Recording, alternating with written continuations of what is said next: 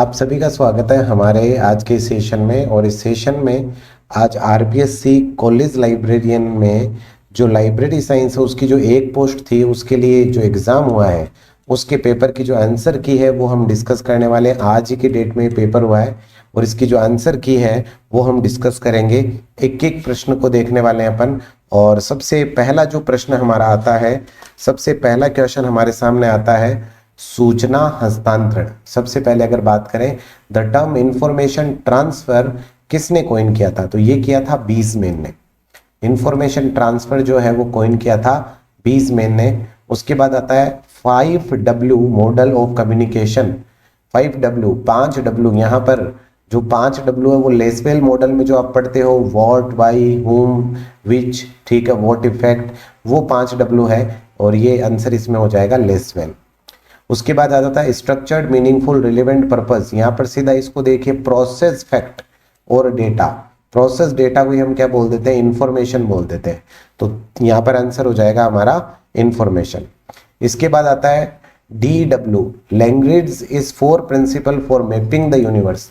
इन्होंने 4 प्रिंसिपल क्या क्या दिए हैं, तो इन्होंने दिया है ideological principle, principle of social purpose, scientific order और principle of arrangement by disciplines. ये इन्होंने 4 प्रिंसिपल दिए हैं। इसके बाद आ जाता है हमारे पास which of the following component is not a part of Nonaka. Nonaka के मॉडल में मैंने आपको याद करवाया था SECI। एस है, SE है, CI तो C नहीं है, I भी है, तो यही आंसर हो गया। विजुअलाइजेशन नहीं होता। S फॉर सोशलाइजेशन, इंटरलाइजेशन और एक्सटर्नलाइजेशन, SEC।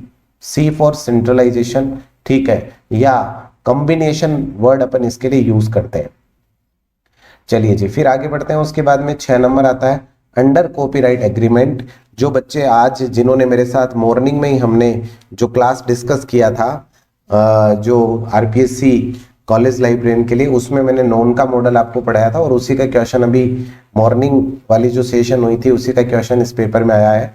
Under copyright agreement the amount of royalty is compound on the basis of. तो ये बेसिस होता है जितना सेलिंग प्राइस होता है बुक्स का उसके ऊपर रॉयल्टी मेंशन होता है, ठीक है। इसके बाद आता है डिफाइन इंफॉर्मेशन सोसाइटी, ठीक है, is one in which labour has been intellectualised, one in which the expression to earn one's bread by sweat of one's borrow sound decidedly an anarchist। तो यहाँ पर जो आंसर है ये किसने डिफाइन किया था इंफॉर्मेशन सोसाइटी में कि one in which labour has been intellectualised, ये बात किसने कही थी, तो ये कही थी ब्लेज क्रोनिन ने। ब्लेज क्रोनिन ने। स्टेटमेंट बेस्ड बहुत सारे क्वेश्चन आए इस पेपर में। शेनन मैथमेटिकल लॉ जो है इंफॉर्मेशन थ्योरी का वो किससे संबंधित है, तो वो शेनन एंड वीवर का मतलब ट्रांसमिशन ऑफ मैसेज से ये संबंधित है। और मैंने नोट्स में आपको डेडिकेटली मेंशन कर रखा है मैथमेटिकल लॉज वाली बात, ठीक है। MHRD has form east south Sindhu किसके मर्जर से बना है, और ये हमारे नोट्स में प्योरली मेंशन है किस किस के बना है, तो यहाँ पर UGC इन्फोनेट, एनलिस्ट और इंडेस्ट AICT, यानी कि BCE इसमें आंसर हो जाएगा। BCE इसमें क्या हो जाएगा, आंसर हो जाएगा। इसके बाद हमारे पास आता है next question, choose the name of the first encyclopedia. First encyclopedia का नाम है डी कंपेंडियोसा डॉक्ट्रिना और ये नोनिस मेर्सेलस के द्वारा बनाई गई थी, ठीक है। आप में से बहुत सारे बच्चे हो सकता है ब्रिटानिका करके आए। उसके बाद आता है knowledge in the modern information age the central capital. ये बात किसने कही है, ये बात कही है पीटर ड्रकर ने। ये बात किसने कही है, ये बात कही है पीटर ड्रकर ने, ठीक है। इसके बाद आता है हमारे पास right to information was passed in the year. तो ये हमने क्लास में डिस्कस किया था, 2005 में पास हुआ है, ठीक है। फ्रेश डेस्क जो है वो क्या है, फ्रेश डेस्क एक नॉलेज मैनेजमेंट सॉफ्टवेयर का नाम है फ्रेश डेस्क। वैसे ये ई कॉमर्स के लिए काम में लिया जाता है, ठीक है, ई कॉमर्स के लिए इसको काम में लेते हैं। 3 level of communication problem. 3 level of communication problem जो है वो डिफाइन किया था शेनन एंड वीवर ने। और ये 3 प्रॉब्लम क्या थे, तो एक प्रॉब्लम था टेक्निकल, दूसरा प्रॉब्लम था सिमेंटिक और तीसरा प्रॉब्लम था इफेक्टिवनेस। ये 3 प्रॉब्लम थे। इसके बाद हमारे पास आ जाता है विच कमिटी और commission suggest measure of networking of libraries.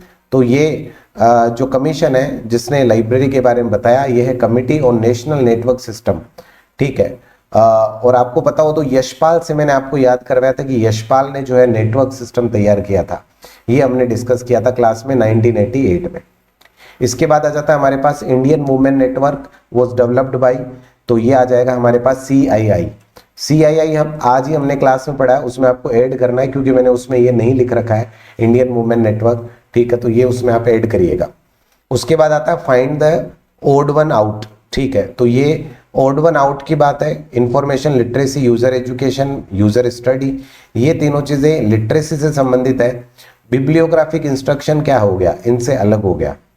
Which organisation deal with library and information policy in India at national level, तो डील कौन करता है, तो RRLF डील करता है, जितनी भी पॉलिसीज वगैरह है वो RRLF तैयार करता है।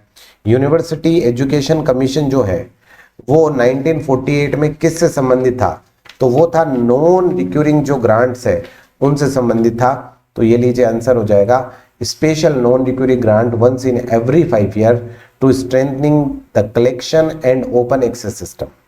इसके बाद अगला प्रश्न आता है हमारे पास, वर्ल्ड डिजिटल लाइब्रेरी किसका प्रोजेक्ट है, तो वर्ल्ड डिजिटल लाइब्रेरी में दो मिलकर इसको चला रहे हैं, एक तो यूनेस्को और यूनेस्को के साथ में है लाइब्रेरी ऑफ कांग्रेस, दोनों मिलकर इस प्रोजेक्ट को रन कर रहे हैं।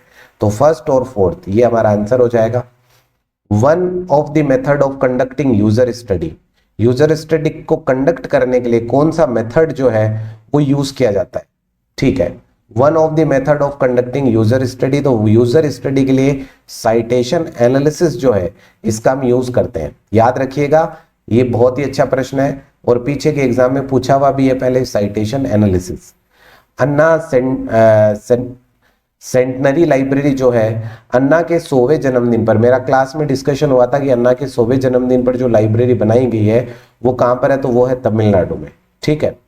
इसके बाद फिर आगे बढ़ते हैं, ट्रेडिशनल नॉलेज डिजिटल लाइब्रेरी जो है is developed and managed by, किसने डेवलप किया और कौन मैनेज करता, तो CSIR और आयुष, ये आपको मेरे नोट्स में मिल जाएगा, ट्रेडिशनल नॉलेज डिजिटल लाइब्रेरी, ठीक है। The main function of A college library, main function क्या होता है कॉलेज और लाइब्रेरी का, तो ये मेन फंक्शन होता है हमारे पास providing adequate and comfortable physical facility for study, होता है सर, बिल्कुल होता है, ठीक है। इसके बाद giving student a wider and deeper understanding of various subject होता है। ट्रेनिंग यंग पर्सन, ट्रेन करना लो मेडिसिन, तो ये नहीं होगा, 1 और 2 हो जाएगा, यानी कि 3 आंसर हो जाएगा यहाँ पर, ठीक है। इसके बाद में फिर हम आगे चलते हैं, नेक्स्ट हमारे पास आता है internet public library is being maintained by, ये कौन मेंटेन कर रहा है, तो याद रखिएगा इंटरनेट पब्लिक लाइब्रेरी को मेंटेन कर रहा है ड्रेक्सेल यूनिवर्सिटी जो है, ठीक है, ड्रेक्सेल यूनिवर्सिटी इसको मेंटेन कर रही है। 6.25% की बात और 40 रुपए एक स्टूडेंट को देने की बात जो है वो किसने की थी, तो वो तो की थी सर राधा कृष्णन ने, तो ये लीजिए university education commission 1948, doctor S Radhakrishnan. Mention the committee appointed by the UGC for curriculum development of library and information science 1990, तो ये किसमें मेंशन किया हुआ है, तो ये curriculum development committee in library and information science में मेंशन है। उसके बाद who coined the statement the best reading, तो यहाँ पर लीस्ट कॉस्ट वाली बात किसने कही है, मेलविल डेवी ने कही है। उसके बाद आ गया who was the first president of SLA के फर्स्ट प्रेसिडेंट का नाम क्या है, जॉन कॉटन नाना, बिल्कुल आपके नोट्स में जितने आप क्वेश्चन देख रहे हैं उसमें से नियर 70% के आसपास जो क्वेश्चन है वो आपको नोट्स में मिल जाएंगे डेडिकेटली, क्योंकि हमने तो बहुत शॉर्ट में सारे नोट्स बना रखे हैं, बहुत डिस्क्रिप्टिव नहीं बनाकर, सिर्फ 151 पेज में नेट्स और अभी मैंने 30 पेज ऐड करवाए, तो 180 पेज में पूरे के पूरे नोट्स है, ठीक है। और इतना वाइड सिलेबस है, उसको 180 पेज में हमने कवर किया, जिसमें से 70% प्लस क्वेश्चन आज के पेपर में हम देख पा रहे हैं। Who has drawn A scheme for resource sharing system of libraries, तो किसने ड्रॉ किया था scheme for resource sharing system of libraries, तो ये किया था आपके drawn scheme for resource sharing system, ठीक है, ये आपके जे मार्टिन ने किया था, ये किया था आपके जे मार्टिन ने। इसके बाद फिर आगे चलते हैं और नेक्स्ट हमारे पास क्वेश्चन आता है which of the following association no longer in existence. आपको पता है एजलिब, मैंने क्लास में आपको बताया था कि जो एजलिब है वो 2010 में क्लोज हो गया और उसके बाद जो एमराल्ड ग्रुप ऑफ पब्लिशर है उन्होंने उसको बाई कर लिया था। 2010 में ये क्या हो चुका है, इसने काम करना बंद कर दिया एस्लिब ने। The book prolegomena to library classification कब पब्लिश हुई, क्लास में हजारों बार डिस्कस हुआ है, 1937। What is the name of publisher of Indian library science abstract, जो इंडियन लाइब्रेरी साइंस सब्सट्रैक्ट है ये आइसलिक एनुअली इसे पब्लिश करता है, आइसलिक पब्लिश करता है और एनुअली पब्लिश करता है। Who had developed systematic index, systematic index बोले तो J.O. केसर, J.O. केसर, ठीक है। जो आपको टेबल बनवाई गई थी उस टेबल में पहला एलिमेंट है ये सिस्टमेटिक इंडेक्सिंग वाला। Which committee commission recommended that the imperial library should be declare as a copyright depository library, किसने किया था ये, तो ये रीचे कमीशन ने किया था, रीचे commission. Information for all programme, information for all programme ये किसके द्वारा चलाया गया था, तो ये चलाया गया था यूनेस्को के द्वारा, किसके द्वारा, यूनेस्को के द्वारा। और कब चलाया गया था, तो 2001 में से चलाया गया था, 2001 में से चलाया गया था, ठीक है। इसके बाद फिर आगे बढ़ते हैं। इंडियन लाइब्रेरी रिव्यू जो है ये कौन चलाता है, इंडियन लाइब्रेरी की रिव्यू लेता है National Library of India. Green glass जो है वो किसका प्रोजेक्ट है, तो OCLC का, ग्रीन ग्लास किसका प्रोजेक्ट है, OCLC का। Ranganathan has not received which of the following award, Padma Shri मिला था, डीलिट मिला था, राव साहिब मिला था, लिब्रा कोई पुरस्कार नहीं है, ये इनको नहीं मिला, तो फोर्थ आंसर हो गया। When was the Indian University Act passed? Indian university act कब पास हुआ, इंडियन यूनिवर्सिटी एक्ट पास हुआ था 1904 में। किसने किया था, लॉर्ड कर्जन ने किया था, बाय लॉर्ड कर्जन, ठीक है। और जो TDB है ये किसका पार्ट है, आज ही क्लास में मैंने पढ़ाया UNCTAD, जो मैंने आपको बिजनेस ट्रेंड्स वगैरह पढ़ाए हैं आज की क्लास में, उसमें मैंने आपके साथ डिस्कस किया था UNCTAD, ठीक है। उसके बाद आता है public library association, PLA is division of which library, public library किसका पार्ट है, तो ये पब्लिक लाइब्रेरी एसोसिएशन है, ALA का हिस्सा। दिल्ली पब्लिक लाइब्रेरी जो है उसके लिए सही बात कौन सी है, एस्टेब्लिश इन 1953, तो ये तो बात गलत है। फाइनेंशियल असिस्टेंट बाय यूनेस्को, ये बात सही है, तो A गलत और B क्या है इसमें सही है। इसके बाद फिर हम आगे बढ़ते हैं और नेक्स्ट हमारा जो क्वेश्चन आता है, नेक्स्ट प्रश्न आता है हमारा, Which of the following is not a type of numerical quality measure used to review journal in Scopus, तो ये हमारा आंसर हो जाएगा impact factor. Even impact factor में जो हमारे H इंडेक्स है वो भी impact factor, but impact factor नाम से कोई मेजरमेंट टूल नहीं है, ये याद रखें आप। The process by which A library can identify active collection, active collection के लिए प्रिंसिपल ऑफ ऑस्मोसिस, अगर आपको याद हो मेरी ग्रेड 2 की क्लासेस में मैंने जितने भी लॉज हैं सारे पढ़ाए हैं, मैंने 43 कैनन्स आपको डिटेल से पढ़ाए हैं, और अगर आज के पेपर में देखेंगे आपको 3 से 4 कैनन के क्वेश्चन मिल जाएंगे और टोटल 5 क्वेश्चन आपको एक ही क्लास में से मिल जाएंगे, ठीक है। आइडेंटिफाई द पब्लिक, और उन क्वेश्चन को सोल्व वही बच्चा कर पाएगा जिसने समझ रखा है। Public library act which do not have the provision for library shares, कहाँ पर लाइब्रेरी शेयर्स नहीं है, तो देखिए आपको याद भी करवाया गया था, वैसे स्टार्टिंग के 4 केरला में नहीं है, ठीक है, हरियाणा में है, केरला में है, कहाँ नहीं है, तो मिजोरम और उड़ीसा, यानी सेकंड और थर्ड आ गया हमारे सेकंड ऑप्शन में। Support library to promote culture and safeguard, तो ये सारा काम किसका है, ये तो सारा काम है भैया इफ्ला का। इसके बाद आता है हमारे पास match the following MARC 21 tag, तो आपको याद करवाया गया था 245, आपके नोट्स में लिखा हुआ है 245 किसके लिए, टाइटल स्टेटमेंट के लिए, और 250 किसके लिए, एडिशन स्टेटमेंट के लिए। यहां से आप इस क्वेश्चन को बना पाते, थर्ड आपका क्या हो जाता answer. What entries are included in the FBR model, ठीक है, तो FBR मॉडल में कौन सी एंट्रीज, ये भी आपको क्लास में लिखवाया गया है, work, expression, manifestation and item. इसके बाद आता है Z39.50, प्योरली मेंशन है क्लास में। सर्च एंड रिट्राइवल प्रोसेस, मैंने आपको 2 चीजें बताई थी, सर्च एंड रिट्राइवल किससे, रिमोट नेटवर्क से, ठीक है, और दूसरा डेटा एक्सचेंज का भी ये काम करता है, ठीक है। तो ये दोनों बातें मैंने लिखवा रखी है Z39.50 में, और 2 ही बातें लिखी हुई है, ठीक है। अरेंजिंग द फॉलोइंग ISBD को अरेंज करना है, तो सबसे पहले M आ जाएगा, फिर CM, फिर CF और फिर A, तो ये फर्स्ट, सेकंड, फोर्थ, थर्ड, ये आपका आंसर हो जाएगा। इसके बाद फिर आगे चलते हैं। Machine readable catalogue was first started by, पहली बार किसने स्टार्ट किया? जो मशीन रीडेबल कैटालॉग है इसको किसने स्टार्ट किया था, ये आपका प्रश्न है। स्टार्ट किया गया था library of Congress, LCC, library of Congress. Classification जब अपन पढ़ते हैं तो उसमें लाइब्रेरी ऑफ कांग्रेस का डिस्कशन हमारा हुआ था, तो उन्होंने शुरू किया है MRC, machine readable catalogue. Web of science क्या है? तो वेब ऑफ साइंस एक ऑनलाइन साइटेशन डेटाबेस है, ठीक है।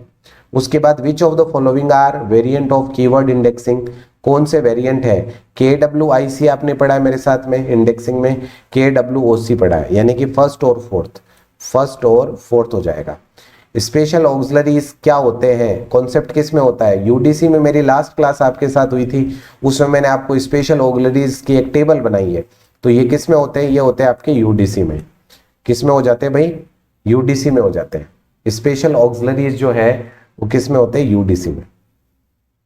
What is the indicator digit used for time isolate in UDC? तो टाइम आइसोलेट के लिए हम डबल इन्वर्टेड कोमा का यूज करते हैं UDC में, ठीक है। उसके बाद आ जाता है the left half of the tracing section according to triple is devoted to, किससे संबंधित होता है? क्रॉस रेफरेंस एंट्री से संबंधित होता है।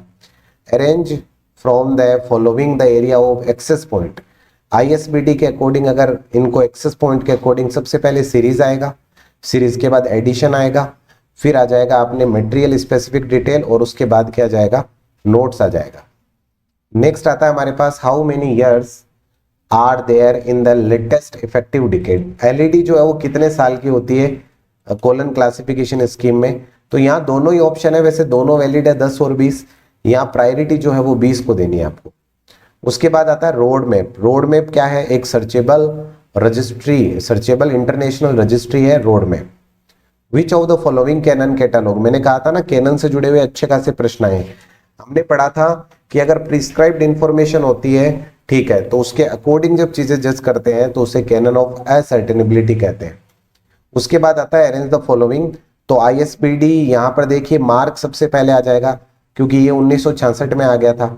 उसके बाद में आ जाएगा अपने 71, तो ISBD 1971, CCF 84 में आया था, फिर CCF डबलिन कोर 95 में, तो ये आ जाएगा सेकंड, फर्स्ट, थर्ड, फोर्थ। इसके बाद आता है कैनन ऑफ कैरेक्टरिस्टिक्स, किसका एग्जाम्पल है? कैनन ऑफ आइडिया प्लान का। विशेषता की बात हम आइडिया प्लान में करते हैं। इसके बाद आता है, और मैंने सारे 43 कैनन्स आपको एक एक डिटेल से पढ़ाया मैंने, एक एक canon. What is the basis of formation of Cutter book number scheme? इसमें क्या करते हैं? नेम ऑफ द ऑथर को हम प्रायोरिटी देते हैं। अकॉर्डिंग टू CCC स्यूडोनिम की जो रियल नेम की एंट्री होती है वो किसके अंदर होती है? वो CRIE के अंदर होती है, क्रॉस रेफरेंस इंडेक्स एंट्री के अंतर्गत। RQ आज ही की क्लास में मैंने डिस्कस किया था। RQ जो है मॉर्निंग की क्लास, आप आज ही की क्लास जाके देख लीजिए, उसमें आपको मिलेगा रिपोजिटरी। RQ किसके लिए? रिपोजिटरी के लिए। उसके बाद आएगा हमारा नेक्स्ट बिंदु प्रीसिस। प्रीसिस जो है उसमें इंडेक्सिंग में 0 जो है वो किसको रिप्रेजेंट किया करता है? वैसे एक्शन और ऑब्जेक्ट दोनों को करता है, लेकिन ये प्रीवियस ईयर क्वेश्चन में पूछा गया है तो वहां पर एक्शन को ही उन्होंने माना है, तो मैंने एक्शन को ही यहाँ पर आंसर माना, बाकी दोनों होते हैं एक्शन और ऑब्जेक्ट। RDA जो है वो कितने सेक्शंस में डिवाइड है? RDA 10 सेक्शन में डिवाइड है, याद रखिएगा, RDA 10 सेक्शन में डिवाइडेड है। क्लासर्स जो है वो क्या है? क्लासर्स जो है वो G भट्टाचार्य के द्वारा एक वोकेबलरी टूल दिया गया था, वो है क्लासर्स। उसके बाद है library of librarian Congress LOC, appointed by, किसके द्वारा अपॉइंट किया जाता है? जो USA का प्रेसिडेंट होता है उसके द्वारा लाइब्रेरियन अटेंड किया जाता है या अपॉइंट किया जाता है लाइब्रेरी ऑफ कांग्रेस का। तो ये लाइब्रेरियन वो वाली बेसिक पोस्ट नहीं है, ये हेड होता है उस लाइब्रेरी का। उसके बाद आता है वेब ऑफ साइंस जो है वो किससे संबंधित है? तो क्लैरिवेट, इसके लिए जो ऑर्गेनाइजेशन काम कर रही है क्लैरिवेट ऑर्गेनाइजेशन है। उसके बाद what is the requirement for maintaining free language thesaurus? तो इसके लिए हो जाएगा machine readable and retrieval, machine maintenance and retrieval. उसके बाद हमारे पास अगला प्रश्न आता है, identify the concept known as the principle of facet sequence. Facet sequence के लिए आ जाएगा काउकाफ प्रिंसिपल। ये मैंने क्लास में बहुत ज्यादा डिटेल से पढ़ाया आपको, अगर आप देख रहे हैं तो प्रिंसिपल और कैनन में से कम 8 से 9 प्रश्न आ चुके हैं। To join two parallel titles in indicator, तो क्या यूज करते हैं, इक्वल साइन यूज करते हैं अपन। इसके बाद आता है opinion of Ranganathan, the primary basic subject form किससे बनते हैं, फिजन से। मैंने modes of formation of subject में आपको डिटेल से फिजन के बारे में, फ्यूजन के बारे में, सभी विधियों के बारे में बहुत डिटेल से पढ़ा है और उसकी क्लास तो यूट्यूब पर भी अवेलेबल है, ठीक है। उसके बाद आता है precis was given by, precis किसने दिया था, तो प्रीसिस दिया था डेरिक ऑस्टिन ने। मेरे नोट्स में स्पष्ट शब्दों में लिखा हुआ है।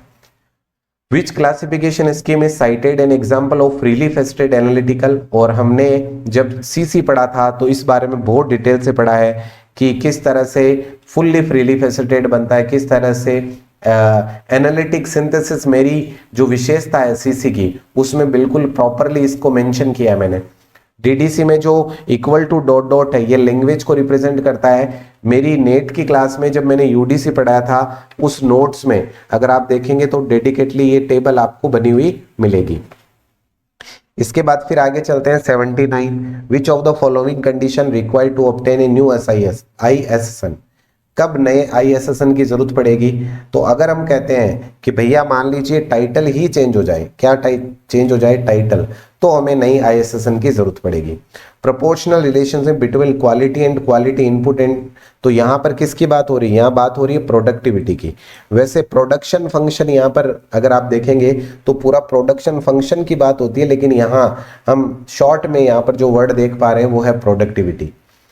एरियल वेब डिलीवरी जो है, एरियल वेब डिलीवरी है वो इंटर लाइब्रेरी लोन से संबंधित है, ठीक है। ये नया क्वेश्चन था, नया इन द सेंस पहले आया हुआ एग्जाम में बट हमने क्लास में डिस्कस नहीं किया था। व्हाट इज एडेंस, एडेंस जो है वो क्या है, ये एक जर्नल सेलेक्टर टूल है। जब आप जर्नल को सेलेक्ट करते हैं, ठीक है, तो उसके लिए एक टूल का नाम है एडेंस, यानी कि एंड हो गया आपका सिलेक्शन का प्रोसेस, ठीक है। उसके बाद आता है when was the 13 digit ISBN, आप सभी का सही होगा, वैसे हमारे नोट्स में मेंशन है, ठीक है, 2007, 1 जनवरी 2007, ठीक है। इसके बाद आता है हमारे पास place for everything, everyone and everything relates to which principle of management, ये कौन सा मैनेजमेंट है, तो ये इक्वालिटी का प्रिंसिपल का जो मैनेजमेंट का प्रिंसिपल है इसका नाम है इक्वालिटी। इसके बाद हमारे पास नेक्स्ट क्वेश्चन आता है 85, ठीक है। जो बजट है यहाँ पर 4 बजट दिए गए हैं। जो जीरो बेस बजटिंग सिस्टम है वो टाइम कंज्यूमिंग होता है, ये बात आप याद रखिए क्योंकि कोई डेटा नहीं होता हमारे पास, और PPS है वो डिटेल इंफॉर्मेशन होती है। तो इन दो से मैंने इसको क्वेश्चन को सॉल्व किया था और आंसर क्या हो जाएगा, हमारा थर्ड आंसर हो जाएगा। One which page of a book CIP data is given, तो ये हो जाएगा हमारे कॉपीराइट पेज पर CIP जो डेटा है वो अवेलेबल होता है। विच न्यू 3P, और ये 3P 4P ये पूरा मॉडल हमारी क्लास में हमने डिस्कस किया है, नोट्स में अवेलेबल है। आप जितने क्वेश्चन में ये बोल रहा हूँ नोट्स में अवेलेबल है, आप उन 180 पेजेस में हर चीज को चेक कर लीजिएगा।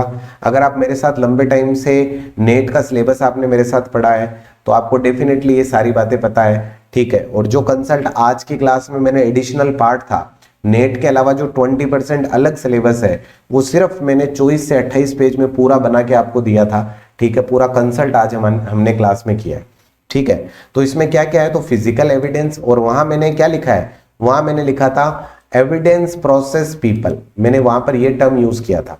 मैंने पूरा डिटेल में नहीं लिख के सीधा लिखा था एविडेंस प्रोसेस पीपल, आपको याद रखना है, ठीक है। इसके बाद आता है according to Gulick how many elements, तो ये पोस्ट कोर में CO एक एलिमेंट है इसलिए टोटल एलिमेंट होते हैं 7, ठीक है। कोऑर्डिनेशन ये एक एलिमेंट है।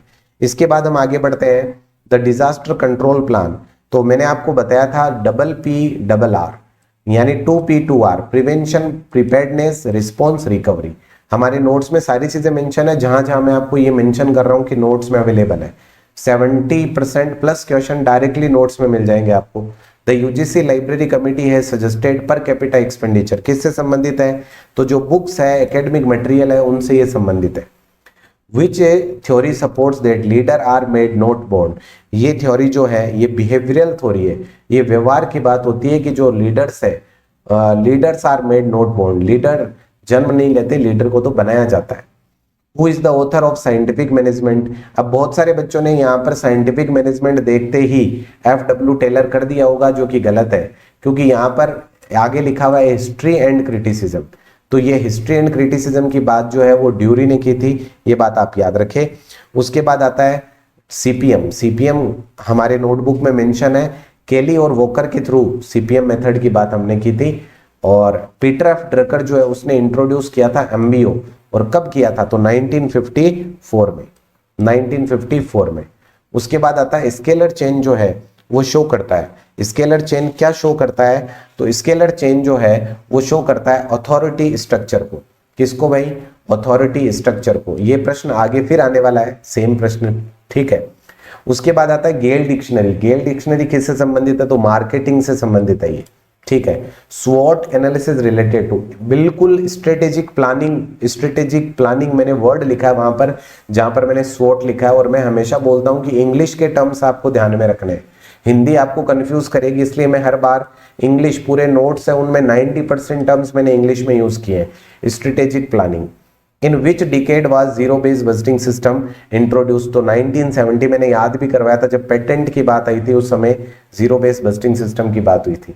The study of information economic is valuable for library information science professional because of the reason. क्या रीजन रहा होगा, रीजन है recognition of information as key factor.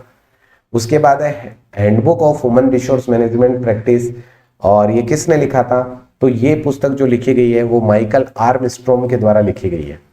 इसके बाद आता है the letter R in abbreviation एमरेड। जो इमरेड है इसमें आई का मतलब इंट्रोडक्शन है, एम का मतलब मेथड है, आर का मतलब रिजल्ट है, ए का मतलब एंड है, वो ये स्मॉल ए है, यहाँ पर कैपिटल लिख दिया है। वो डी फॉर डिस्कशन है, ठीक है, डी फॉर डिस्कशन है। तो यहां पर आर का मतलब क्या होगा, तो आर का मतलब यहां पर रिजल्ट हो जाएगा। अब मैच करना है, हेनरी फ्यूल जो है, हेनरी फ्यूल ने कौन सी दी थी, क्लासिकल थ्योरी दी थी, ठीक है।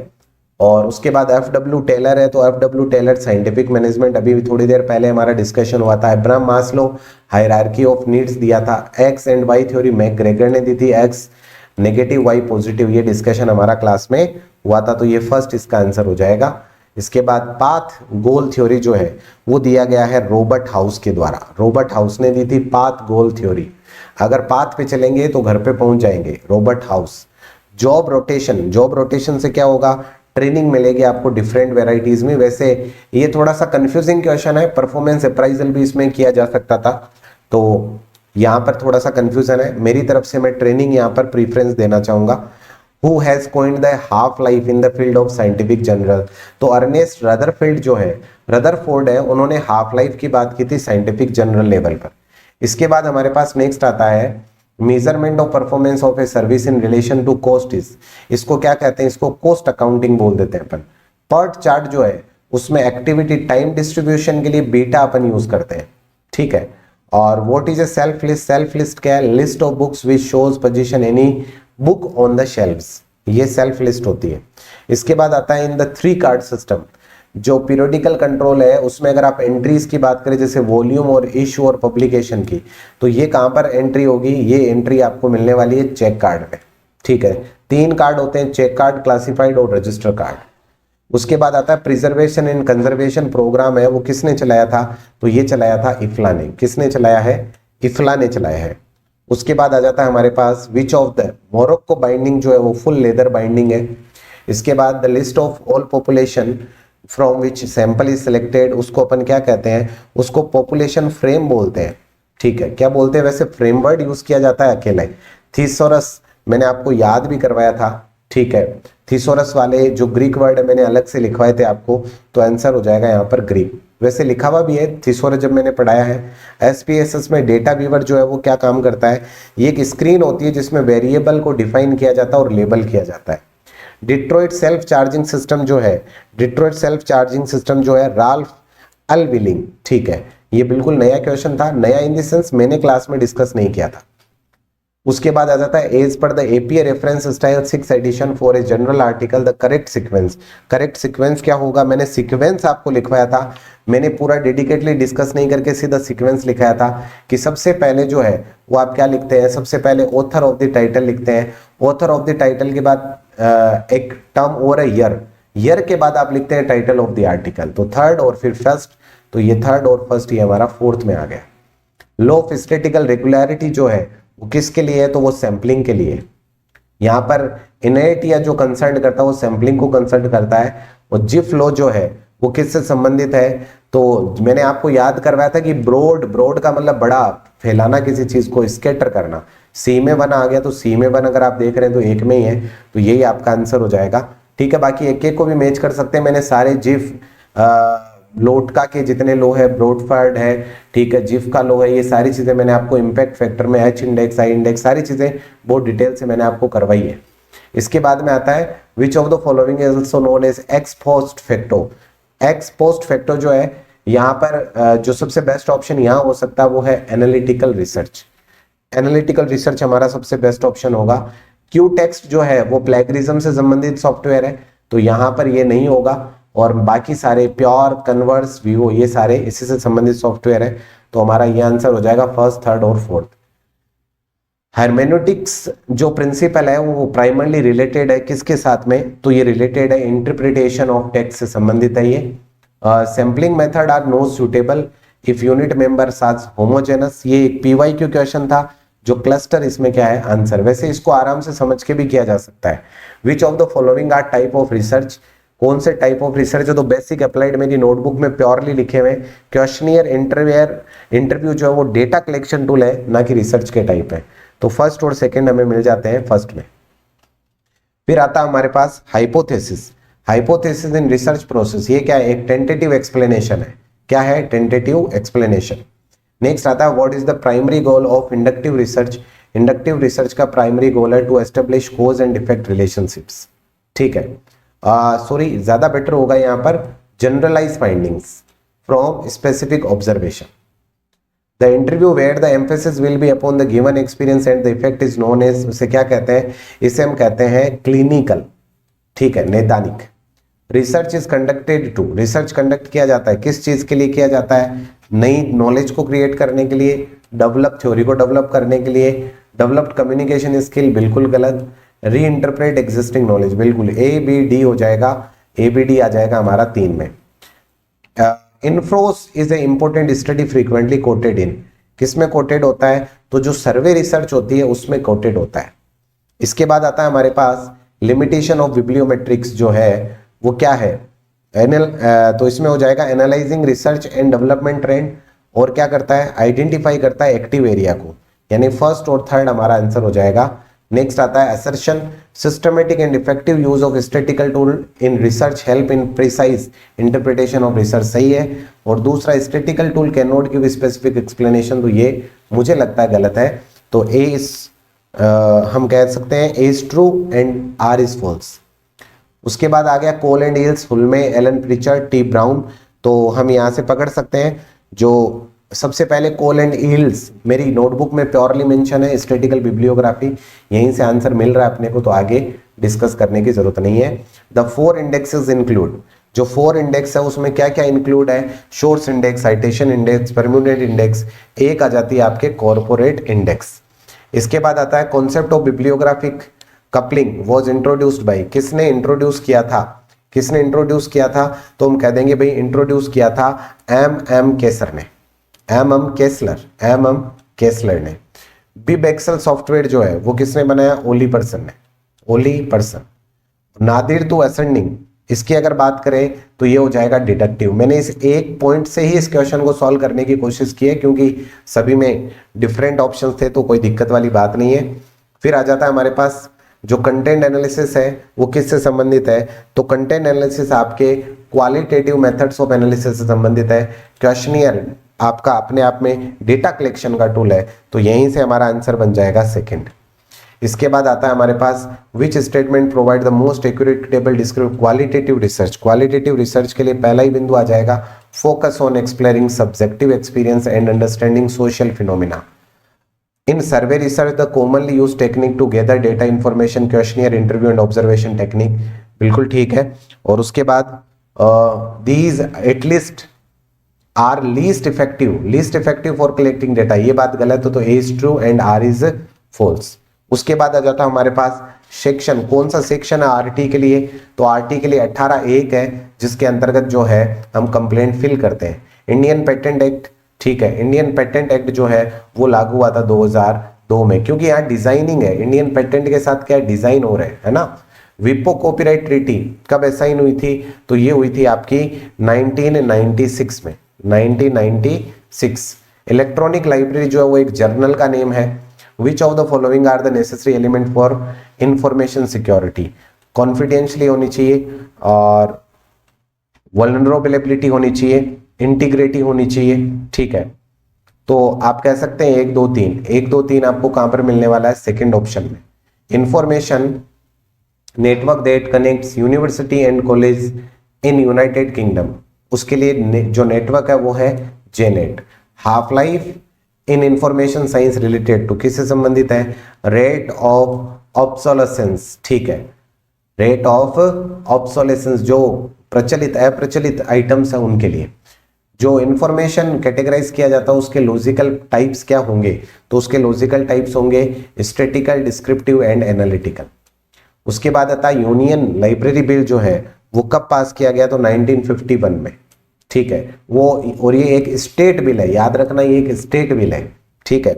और उसके बाद आता है हमारे पास ऑडियो। आप यहाँ पर इंटरनेट को पकड़िए और बैंडविड्थ को पकड़िए, काम खत्म। सी का फर्स्ट किस में है? तो ये लीजिए आपका आंसर तैयार। डिजिटल इंडिया एक्ट जो 2023 में आया था, लेटेस्ट, ये थोड़ा करंट का क्वेश्चन आ गया। कॉपीराइट कन्वेंशन 1886 में हुआ था, वो बर्न कन्वेंशन है।